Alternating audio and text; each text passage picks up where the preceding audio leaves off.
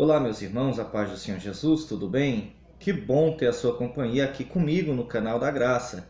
Eu convido a você a estudar a Bíblia comigo e eu gostaria de falar-lhes sobre um conteúdo apologético que é o sábado. O sábado é uma das matérias onde a Igreja Adventista do Sétimo Dia tem mais ênfase. Não é a única religião que professa o sábado como obrigatoriedade para aqueles que são fiéis, para os seus adeptos. Existem outras religiões que propagam também um sábado. Vale lembrar e ressaltar que o sábado bíblico é diferente do sábado em que os adventistas do sétimo dia guardam, ok? Então, os judeus guardam o sábado de uma forma, o adventista do sétimo dia guarda o sábado de outra forma. Existem outras igrejas que são oriundas da Adventista do sétimo dia, que também enxergam dessa maneira a obrigatoriedade, o dever de se guardar o sábado. Eu, porém, quero trazer a minha visão sobre o assunto, quero ser aqui respeitoso com os adventistas e com todos os grupos sabatistas, quero ser parcial, mas quero deixar que a Bíblia Sagrada fale ao nosso coração a esse respeito do sábado. Eu lhes falei, a princípio, que o sábado em que o adventista do sétimo dia guarda é diferente do sábado judaico, ou por que não dizer do sábado judaico bíblico. Olha lá para o livro de Êxodo, capítulo 35 e versículo 3. Nós vamos ver uma das obrigatoriedades dos sabatistas, lá do Êxodo. Então, Êxodo capítulo 35, meu material de apoio unicamente é a Bíblia Sagrada. Estou usando aqui uma versão Almeida corrigida. Êxodo capítulo 35, versículo 3 diz: Não acendereis fogo em nenhuma das vossas moradas no dia de sábado. Ora, todos nós sabemos que no período em que isso foi escrito, o fogo era um elemento que era utilizado tanto para cozer alimentos como nos dias de hoje, mas que também era usado como para iluminar, como candeia, como luz dentro de uma casa. Então, no dia de sábado, segundo a ordem dada por Moisés, segundo a ordem dada por Deus a Moisés, a luz, o fogo não poderia ser aceso. Eu lhes pergunto, você que é adventista do sétimo dia, acende fogo para cozer seus alimentos? Acende fogo para aquecer seus alimentos, ainda que não seja cozinhar, mas aquecer seus alimentos? Então, você está equivocado. Sua percepção sabatista está equivocada. Uma outra forma de se guardar o sábado também está no livro de Levítico, capítulo 23. Livro de Levítico, capítulo 23 e versículo 32. A Bíblia Sagrada fala desta forma: Sábado de descanso vos será. Então afligireis a vossa alma aos 9 do mês, à tarde. De uma tarde a outra tarde celebrareis o vosso sábado. A Bíblia está dizendo que o sábado deve ser comemorado, deve ser celebrado de um pôr do sol a outro pôr do sol, ou seja, de uma tarde a outra tarde. Mas também em Atos dos Apóstolos, no capítulo 1 e versículo 12, nós vamos ter mais uma revelação da palavra de Deus acerca do sábado. Atos dos Apóstolos, capítulo 1, versículo 12. Então voltaram para Jerusalém do monte chamado das Oliveiras, o qual está perto de Jerusalém, à distância de um caminho de um sábado. Ora, todos nós sabemos que caminhar é esforçar-se, é cansar-se. Por isso, os judeus tinham a preocupação de não caminhar mais do que 1 quilômetro. Talvez um ou outro comentarista faça menção de 1.200, 1.300 metros. A verdade é que não se pode estipular quantos que os judeus costumavam andar em dia de sábado. Mas a Bíblia fala que eles, pelo menos neste versículo, que eles não podiam fazer uma caminhada muito longa. Então, vários comentaristas vão dizer que estava estipulado entre 800 metros e 1,3 km, não mais do que isso. Olha, irmãos, eu vou falar do que eu vivi, do que eu já vi. Então, um adventista, quando entra no seu carro e faz uma caminhada de 35 quilômetros, faz essa locomoção de 35 quilômetros, de 40 quilômetros, de 60 quilômetros, enfim, ele está quebrando essa tradição bíblica, essa ordenança bíblica, a tradição em que os judeus tiveram. Isso são algumas diferenças entre o sábado adventista e o sábado judaico. Agora, se o sábado foi ordenado aos judeus, foi ordenado ao povo de Israel, e eu quero adotar para mim essa prática judaizante, então eu devo guardá-la conforme o povo judeu. Esta é uma observação que eu queria fazer com vocês. Outra observação é se a igreja de hoje deve ou não deve guardar o sábado. Isso eu entendo que pode ser uma questão pessoal. Se Deus colocou em meu coração de que ao sábado eu não trabalhe, se Deus colocou no meu coração que aos sábados eu não saia de casa, eu fique preso em casa, em oração, em jejum, lendo a palavra de Deus, evangelizando, pregando, isso talvez tenha sido o caso que Ellen White devia ter entendido, que Deus colocou no coração dela, que Deus revelou para ela uma vontade pessoal. E isso naturalmente pode ser aceitável.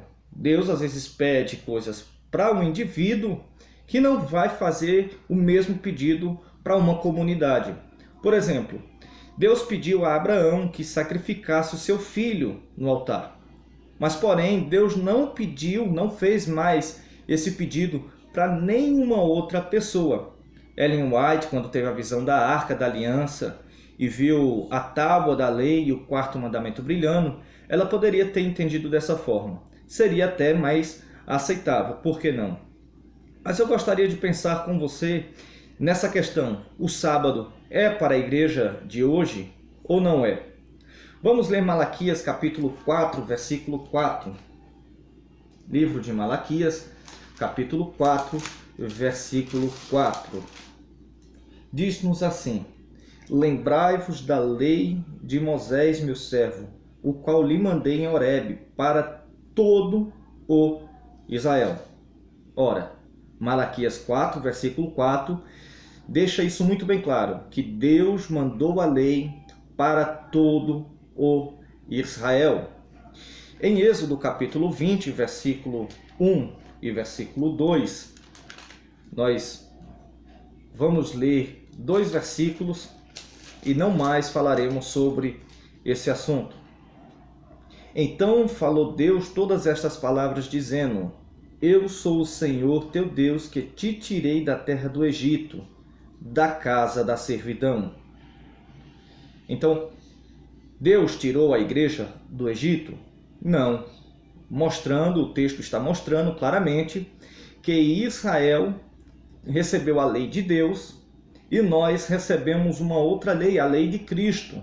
A lei não foi dada para a igreja, mas a lei foi dada para o povo de Israel. E nós podemos observar isso nas repetições das leis. Se você chamar um sabatista ao debate, ou se um sabatista lhe chamar ao debate, e você fizer a colocação, me mostre um versículo apenas onde está ordenado guardar o sábado, ele não vai fazer esse apontamento, ele vai fazer um enredo, ele vai colocar muitos versículos, mas nenhum versículo expressa claramente a guarda do sábado. Muito pelo contrário, você vai ver que 9 dos 10 mandamentos estão repetidos no Novo Testamento e um dos mandamentos, o 4º mandamento, não se encontra no Novo Testamento.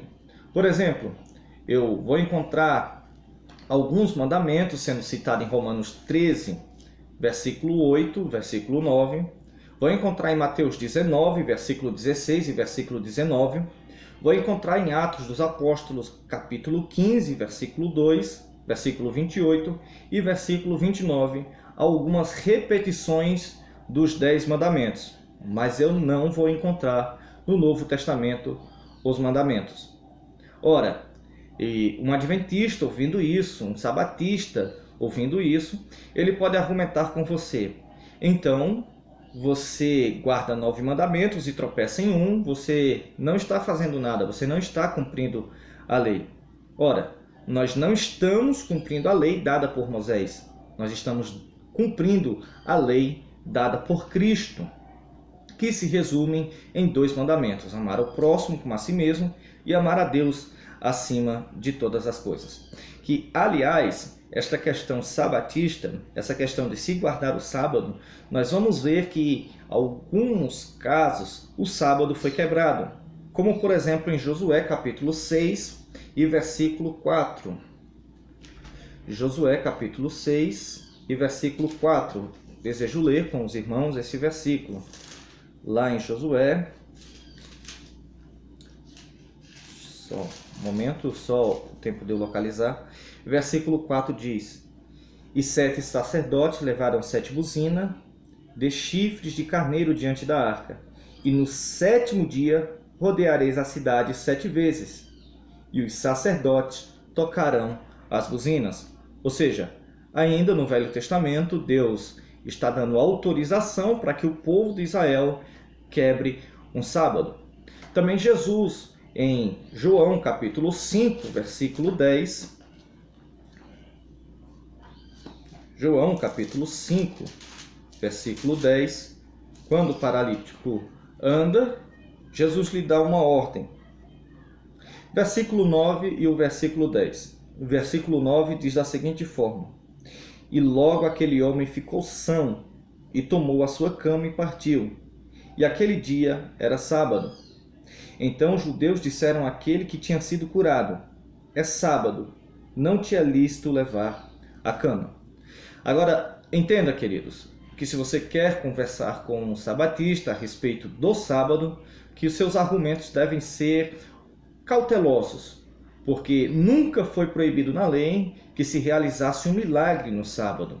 Logo, os sabatistas enxergam dessa forma, que Jesus nunca quebrou o sábado, porque Jesus realizou curas, e curas nunca foi proibida aos sábados, milagres nunca foi proibido ao sábado. Porém, Jesus, após curar o paralítico, Jesus olha para o mesmo e diz: carrega a tua cama. E esse carregar a cama poderia ser considerado um trabalho, e logo o paralítico estaria quebrando o sábado. Pois bem, Jesus ordenou que o paralítico quebrasse o sábado. Em Mateus 12, versículo 1 e 2, nós vamos encontrar outra ocasião duvidosa acerca do sábado. Diz assim: naquele tempo, vou ler o versículo 1, naquele tempo passou Jesus pelas searas em um sábado, e os seus discípulos, tendo fome, começaram a colher espigas e a comer. E os fariseus, vendo isso, disseram-lhe: Eis que os teus discípulos fazem o que não é lícito fazer nenhum sábado. Logo, você apresentando esse texto ao sabatista, eles vão dizer que os discípulos estavam apenas se alimentando das espigas. Ora, então nós temos dois argumentos aqui. Primeiro, os discípulos não se prepararam para o sábado. Eles estavam caminhando em um dia de sábado. Lembra-se que eu lhes disse que existia uma certa distância em que eles poderiam andar? E aqui, no caso, eles talvez tenham... Eu não quero colocar coisa que não está no texto, mas os discípulos estavam caminhando e sentiram fome. Agora, todo mundo sabe que lá no livro de Êxodo, quando Deus vai falar acerca do sábado, ele diz que os israelitas deveriam se preparar para o sábado já na sexta-feira à noite. E ao que me parece, os discípulos de Jesus foram pegos desprevenidos, não se prepararam. E, além disso, caminharam e, muito mais do que isso, estavam colhendo espigas em dias de sábado. Mostrando assim que Jesus estava sendo transitório, que ali Jesus veio cumprir a lei, e como de fato Jesus cumpriu, conforme está registrado no Evangelho, o Filho do Homem não veio revogar a lei, veio cumprir a lei. E quando Jesus cumpre a lei, Romanos capítulo 10 diz que o fim da lei é Cristo. Então Jesus, tendo cumprido a lei e tendo sido pregado na cruz do Calvário, ele diz: tudo está consumado. Né? E quando a gente para pensar nisso, no gesto da Santa Ceia, Jesus diz: novo mandamento vos dou. Né? E o livro de Hebreus deixa isso muito bem claro, que se Jesus não morresse, não haveria um novo testamento. Mas agora que Jesus morreu e foi dado um novo testamento, o velho já não tem mais valor. Então, esta é o que eu queria falar com você sobre o sábado. Se você gostou do vídeo, deixa o seu like, você pode deixar o seu comentário, você pode compartilhar este vídeo e divulga este canal. Que a paz do Senhor esteja sobre a tua vida.